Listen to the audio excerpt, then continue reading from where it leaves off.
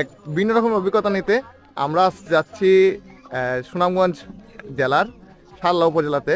তো এটাকে কুশিয়ারা নদী বলে। আর আমরা আছি বর্তমানে মুরাদপুর ঘাটে। এইদিকে আসলে যাতায়াত ব্যবস্থা অনেকটা দুর্বল।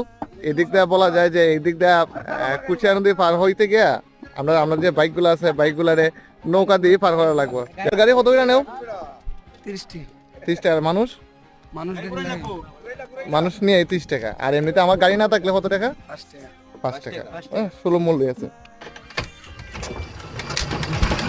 নৌকার মাঝি ভাই আমাদের গাড়ি সহ আমাদেরকে নদী পার করে দিতেছে। খুব মজার একটা ব্যাপার হচ্ছে সেম উপজেলা বাট একটা নদী 2টা গ্রামে বিভক্ত করে রাখছে। গ্রাম মারকুলি আর এটা খাদিরগঞ্জ বাজার। আচ্ছা, মারকুলি বাজার, ওই পার মারকুলি বাজার আর এটা গ্রাম মারকুলি। সেম জাস্ট খালি নদী 2টা রাস্তায় বিভক্ত করে রাখছে। রাস্তাটা আমার কাছে অনেকটা রিস্কি মনে হয়। খুব এক্সপার্ট ড্রাইভার